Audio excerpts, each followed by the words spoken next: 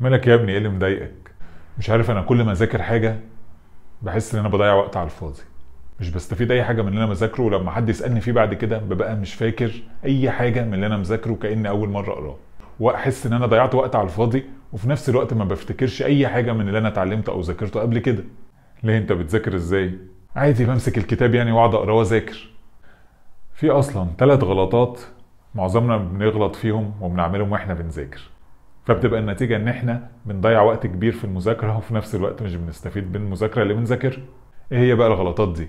اول خطأ هو ان انت تقعد تقرا الموضوع اللي بتقراه اكتر من مرة في نفس الوقت. كده انت بتوهم نفسك ان انت فعلا فاكر الموضوع ده كويس وكل حاجة، لكن في الحقيقة لو حد جه سألك فيه بعد شوية هتلاقي نفسك مش فاكر اي حاجة من اللي انت بتقراه. طب وليه الطريقة دي غلط؟ ليه؟ انت بيبقى عندك احساس ان انت يعني عشان انت متعود على الكلام وقريته اكتر من مره ان انت فاهمه، لكن في الحقيقه الكلام ده مش بيكون ثابت في الذاكره بتاعتك وما بتقدرش تستفيد منه بعد كده. طب ايه بقى الغلطه التانية؟ الغلطه التانية بقى هو الحفظ الصم. عارف بقى ان انت تبقى ماسك كتاب كده ورايح جاي ماشي عمال تحفظ الكلام وتسمعه لنفسك او تسمعه لحد غيرك، ويبقى عندك احساس ان انت يعني فعلا كل حاجه حافظها بشكل كويس قوي، لكن بعد فتره لما تيجي تسمع لنفسك تاني بتكتشف انك ناسي معظم اللي قريته او اتعلمته. لان ده ببساطه كل اللي انت بتعمله انك بتثبت المعلومات في الذاكره المؤقته، مش بتديها اي فرصه انها تتنقل الذاكره الدائمه. فكل اللي حصل هو ان انت ضيعت وقت بس في انك عمال تحفظ وتعيد وتزيد في نفس الكلام. الغلطه الثالثه بقى ايه؟ الغلطه الثالثه بقى هو ان انت تعمل هايلايتنج او تعلم على كل حاجه بتقراها في الكتاب. يعني عارف طول ما انت مثلا في المحاضره لو حد بيشرح حاجه بتقعد تعلم على كل اللي في الكتاب، تروح تذاكر تعلم على كل اللي في الكتاب، فبالتالي كل حاجه تبقى في الصفحه بتاعتك بلون واحد، يا اما اخضر يا اما اصفر وهكذا.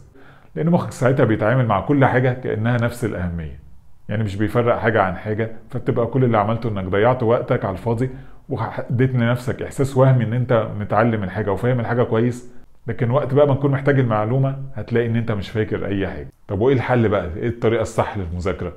في طرق كتير طبعا بتساعد ان انت تتغلب على المشاكل دي. طريقه منهم هو انك تسال نفسك بعد كل درس ايه الحاجه المهمه اللي انت اتعلمتها من الدرس ده، وايه علاقه اللي انت اتعلمته بالحاجات اللي كنت عارفها قبل كده. طب المعلومات بقى اللي انت عارفها دلوقتي دي هتستخدمها ازاي بعد كده في المستقبل؟ بس اهم حاجه ان وانت بتجاوب على الاسئله دي ما ترجعش تبص عليها من الدرس، لا تحاول تجيبها من الذاكره. كده اللي انت بتعمله بتقوي الروابط العصبيه اللي موجوده عندك في العقل بتاعك، وبتساعد انك تربط المعلومات الجديده اللي انت لسه متعلمها بالمعلومات القديمه اللي اصلا عندك.